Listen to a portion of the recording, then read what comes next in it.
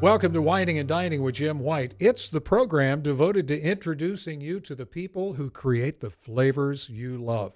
And among one of the finest out there, our good friend Christy Rost, who's been our guest gourmet for the month. And we wanted to concentrate on you quite a bit in this program, Christy. Well, thank you, Jim. It's a pleasure and honor to be here on Whining and Dining with Jim White. And look at this beautiful latest cookbook of yours, celebrating home and grace and style. It's just so beautiful. It's so wonderful. It's a lost art almost in this country. Thank you. Well, it's, grace and style, I think, is what I'm probably best known for. And it comes naturally to me. It's just the way I was raised. I'm one of 4 girls in my family, and my parents entertained a lot when we were growing up. We were the kitchen crew, but that also meant that we set the tables, we served, we cleared the tables, and we learned. My mom taught us how to do that. And so it's just something I've been doing all my life, ever since I could be of any help at all in the kitchen. And so it is infused into everything I do. And that doesn't mean that it's stuffy, because there's a big difference between having a little grace and being stuffy about it. It's natural, it's fun, but it also means I get to pamper my guests a little bit. And when you and Vicky's mom Eloise came to visit in Colorado in the early fall, I got to do a little bit of that for you. And you did it so beautifully. Now, we're going to talk more about that cookbook and really kind of focus on it in our next episode together. What I want to talk about here now is, since we're in the midst of the holidays, yes, and you could draw on resources from your column in the Park Cities People if you want to, since you're the food editor of that. You can draw on resources from your first 2 cookbooks that were fabulous accumulations of recipes and experiences and so forth. Or, as you intimated, you could perhaps dwell a little bit on the fabulous Swan's Nest in Breckenridge as we kind of get people the mood and the feel for the holidays. How are you celebrating the holidays this year? Well, we will be in Dallas for the first part of the holidays, for Thanksgiving. We generally spend Christmas time up at Swan's Nest. Swan's Nest is our second home. It was built in 1898 by a gold baron, and it was his grand dream. It was a wedding gift for his bride. So he built this wonderful home. He called it Swan's Nest, and I think because the Swan River runs across from it. And when my husband Randy and I found the home, I guess about 10 years ago, we fell in love with it, though it certainly was kind of a stretch to say, wow, this is gorgeous, because the home really needed a lot of work. So we spent 2.5 years restoring the home. People back then were calling it Rivette Manor, after Ben Rivette, the man who built the house. But when I discovered through research that he had named it Swan's Nest, I thought, we're going back to the original name. And over time, people have gone back to calling it by its proper name.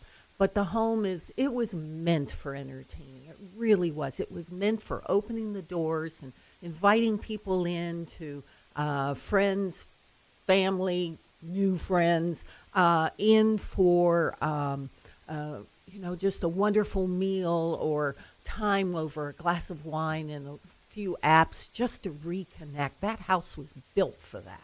And I was definitely the right person to carry on the tradition that was established well over 100 years ago. And that is all pretty well chronicled in a fabulous program of yours that has become a holiday tradition, now celebrating its 10th anniversary on PBS, A Home for Christy Rost, Thanksgiving. And it shows you and Randy and the crews coming, and the restoration, and people gathering around your table for Thanksgiving. What was that Thanksgiving meal like when the house finally came together and you were serving that wonderful holiday meal? Well, after 2.5 years of running around in dust and dirt and jeans and work boots and old shirts and trying to stay warm when the house was below freezing and we had a full day of work to do, after all of that, and the culmination of it in that first Thanksgiving, people gathered around the table. I have to say, it almost brought me to tears. It was the completion, well, near completion, of a dream, of the vision of what that house could become, and to actually see that it had become that warm, gracious home that I envisioned the very first time that we walked in the door. And to have the people gathered around the table, we had our sons, Timothy and Bob. We had some very good friends and neighbors around that table. It was so heartwarming and such a moment I will never, ever forget. Because all of these people had watched the process along the way. And when we gathered around and I had that big 24-pound turkey that I was bringing in, and the table was beautifully set, and everyone was so joyful. It was a marvelous, marvelous feeling. But, I think Thanksgiving can be like that every year when families and friends gather together, and that is the goal. Well, Christy, I mentioned 10th anniversary. Yeah. Public broadcasting, but there's a lot of access to the program, and people really need to tune in and find it. Could you give us some tips? I mean, I guess we can just turn in the Dallas-Fort Worth area to KERA and find it, or find it through their online guide. Yes, A Home for Christy Rost Thanksgiving will be part of the annual Create TV marathons, Thanksgiving marathons. And I was lucky that Create selected my program the very first year. In fact, I was so green working with public television, making the switch from my own programming here in Texas that I did for 12 years. And suddenly I was on a national platform. I was so green I didn't even realize that being selected by Create was a really big deal. And I just received all these emails one day from American Public Television, my distributor, who said, "Wow, congratulations, Christy." And then another email came in and another came in. And they said, "Wow, Christy, we're so excited about your program and being selected by Create." I finally went downstairs to Randy. I said, "I think something big has happened," and but I didn't understand it. I actually had to call him and say, "So what's happened and what's the significance?" And the significance was that Create is the lifestyle arm of for PBS programming, and so to be selected by them, this show was, instead of being broadcast on purely PBS stations locally around the country, it was being selected to be broadcast nationwide on every Create station, no matter where. And lucky for us, lucky for me, KERA now has a Create station. So A Home for Christy Rost will be broadcast both Saturday and Sunday prior to Thanksgiving. It will be broadcast multiple times, and so many of the programming so many of the chefs on the programs of that day are just really great friends of mine. So it's fun for me to watch too. And then eventually there I am, and it's like, wow, here I am, and all kinds of great tips and fun, but also highlights of the restoration of our home. And it is a beautiful place. Thank you for the wonderful hospitality at Swan's Nest. It was my Breckenridge. Now, Thanksgiving, of course, is associated with that wonderful family meal that you've described. But in many cases, it is the root of all evil in terms of stress and family discourse and all kinds of things that can come on. In your bag of tips and tricks, as the expert entertainer and hospitality hostess, what kind of tips can you offer about overcoming these stress points and ways to make entertaining at any of the holidays less stressful? Mm-hmm. Well, I always say that going back to your favorites is one of the keys. Not trying to suddenly turn yourself into Julia Child for the holiday meal, but to make the things that you're really good at, and also to feel free to go to your favorite market or whatever and select one or two items from them as well that would be helpful to you. You know, if dessert isn't your thing, you just aren't good at making desserts, well then go buy those. Don't try and stress out on that. So going back to your favorites is one thing. Another is asking other people to bring one of their holiday favorite dishes and let them contribute to the meal. That can be really fun because everybody has their favorites and so often it is related to a mother's recipe, a grandmother's recipe. Your grandfather made the best this, or your uncle made the best that, and that is carried down through the generations. And it's nice to be able to ask somebody to bring their favorite holiday side dish or dessert or whatever, and that helps take the stress off the host. A third thing is plan ahead. Don't decide everything the day before. Decide earlier what it is you want to make and what you want to see on your Thanksgiving table, whether it's the giant turkey or whether you're planning to grill that day. And then another is set your table ahead.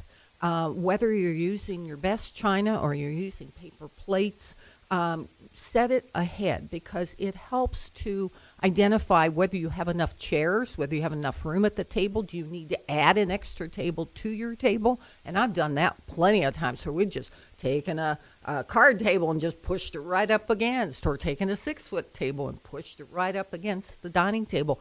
I've had Thanksgivings where our table went from the far end of the dining room clear into the front hallway because that way the door they went. That's right. Everybody can sit together. But a table will only accommodate so many. Well, don't be afraid to just pull more tables up and have everybody around, the kids, the adults, whatever. As far as the family dynamics, I cannot help you with that. You're just going to have to work that out.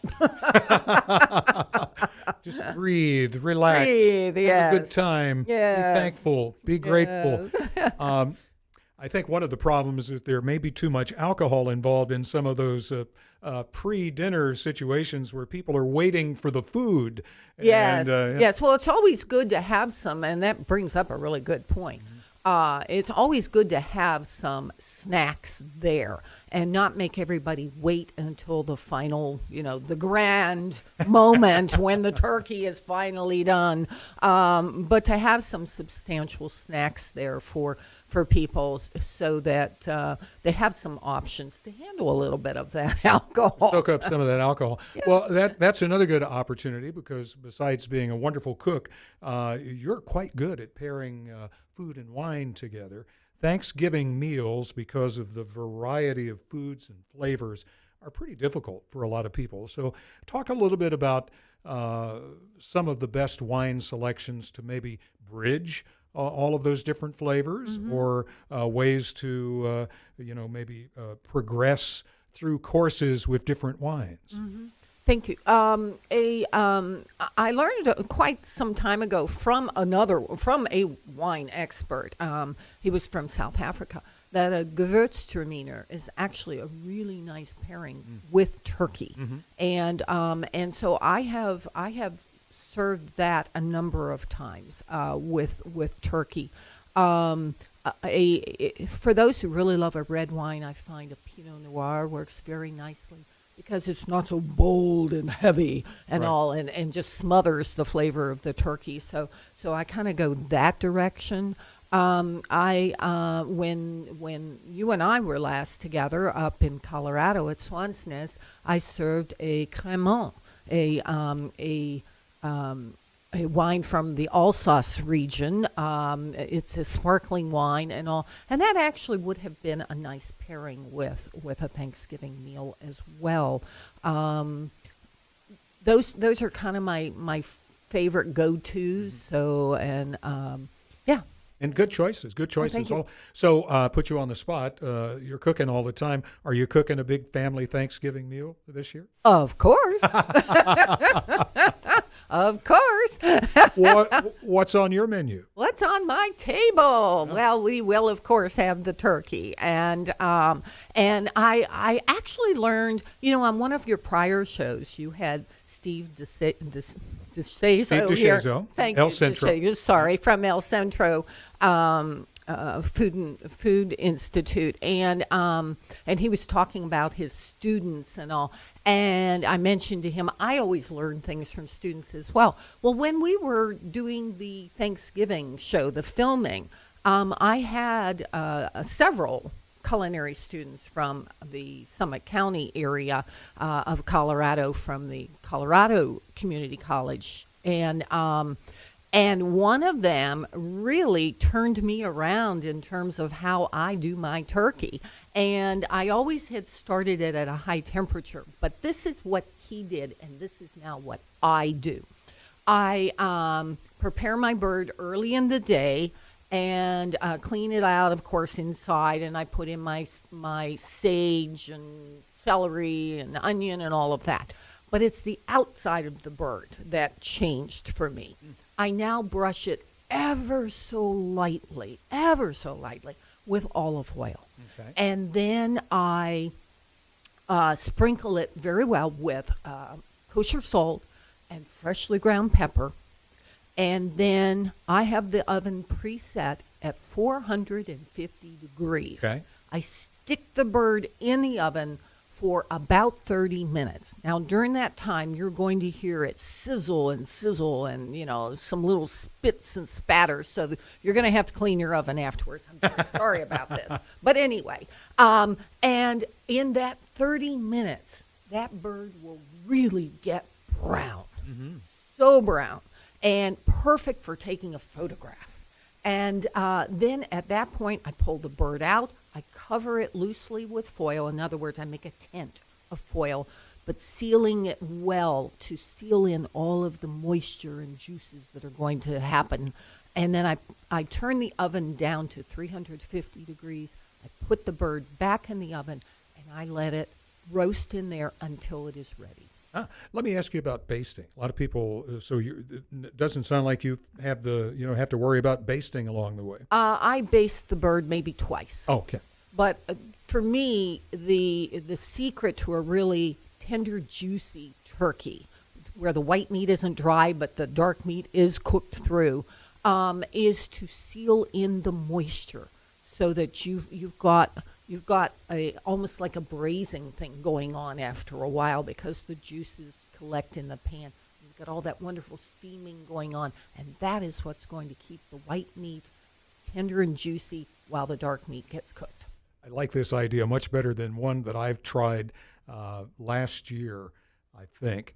And this was the one where they said, well, the breast always dries out, so turn it upside down and cook it for a certain length of time, and then halfway through, turn the bird over and then cook the breast and let it brown and so forth. That sounds very sloppy to me. Well, it turns Like out messy. a great bird, but Does it? boy, is it a mess to try and get a 20-pound turkey. Yes, and it's hot. It's 400 degrees, Yes. turned over, Yes. and so use Christy's recipe. That's a much better idea. Well, this one is worthy of taking photographs afterwards. Well, speaking of, you've got some photographs that you've sent us of some new recipes. And first of all, let's talk about this beautiful cheesecake that we showed at the top of the show. This is a part of a series of recipes that you're currently working on. You want to touch on that and some of the others? Sure. We'll show some of those pictures. while Yes, you're thank talking. you. Actually, this is the pumpkin swirl cheesecake, and I created this recipe for my Thanksgiving show, and it has remained a favorite. Basically, it's a wonderful, very dense, New York style cheesecake. And then after I pour all of the batter into the springform pan, I reserve about a cup of the batter, and I stir in some pumpkins. You can use canned pumpkin. That's what I did for this one.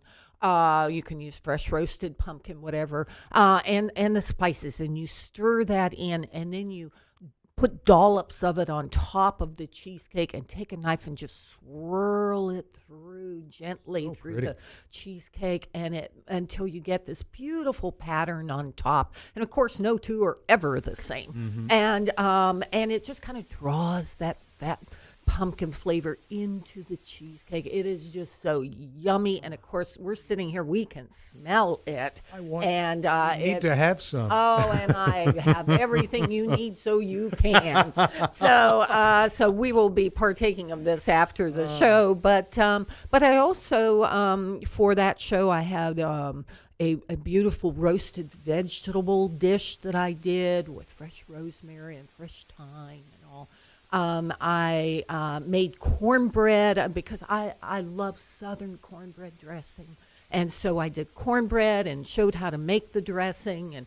And I don't stuff my bird with the cornbread dressing. I'm a registered nurse, and infection control was my specialty. Don't so, stuff the so bird. I don't stuff my bird. I used to, but I don't anymore.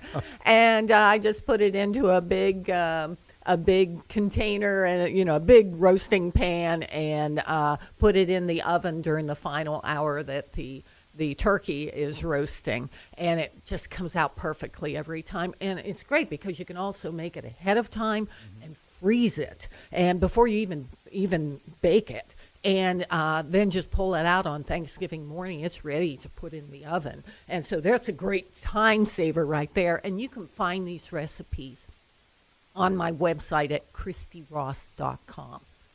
That's great. Your first cookbook was published in 2003, The Family Table, Where Great Food, Friends, and Family Gather. This is more or less the theme of your life, isn't it? It is the theme of my life. Everyone knows that I love to gather people around the table because that's really where you share. It's where you stay connected, you make connections that last forever. And this is the story of civilization. I mean, you go back all the way. Everyone was gathering around the fire to share a meal. And in today's fast-paced, social media-driven society, much of that has fallen away, and it is critical to our survival and thriving as a civilization, and certainly here in this country.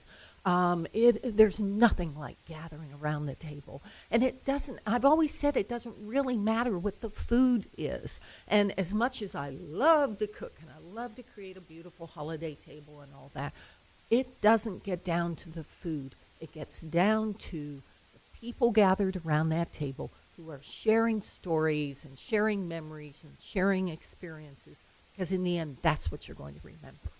Well, we showed some of these pictures of your beautiful home that highlight your Thanksgiving special, but I thought it might be fun for you to not only see, but to hear what Christy and Randy went through and what you're going to get to enjoy when you tune in to A Home for Christy Rost Thanksgiving.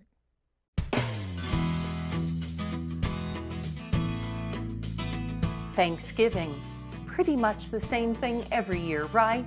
It doesn't have to be. I'm Chef Christy Rost, preparing for Thanksgiving in the Rocky Mountains of Colorado. After restoring our historic home, we're ready to open the doors for a traditional and extra special celebration. You'll see original recipes. Oh, this is so fragrant. It smells like Thanksgiving. Unique ways to add that special touch of holiday warmth. For me, the celebration of Thanksgiving begins outside the kitchen long before my guests arrive. And you'll experience the dramatic ups and downs of restoring a 19th century manor into a glorious and inviting home. I'm a little worried about the extent of the foundation damage and what we're going to have to do to straighten it out. We're going to flush with the studs on the outside. The heat is running about 3 months late. And we can't sheetrock that ceiling until we can feed the tubing up here. That's a problem. That's a problem. So the original wood's right underneath. Oh my gosh. Yep. It's just what we hoped. I know. Just what we hoped. Here it is, everyone. Whoa.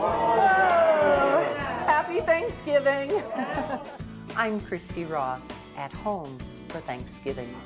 Ooh, happy Thanksgiving, everyone. Yay! That's fabulous. Love that place in Breckenridge. Christy, congratulations on your wonderful Thanksgiving special. And Thanks, Jim. it just makes Thanksgiving so special. You make the holidays wonderful. Thank you for being with us. Oh, it's always a pleasure to see you, Jim. I'm honored to be here today. You and Dickie are such dear, dear friends. Bless your heart. And we're going to devote an entire program to talking about recipes in and around your latest book in our next episode of Wining and Dining with Jim White, Celebrating Home, a Handbook for Gracious Living, from our wonderful guest, Christy Rost. Thank you so much. And thank you for joining us on Wining and Dining with Jim White. And remember, if anybody asks you what you're making for dinner, tell them reservations.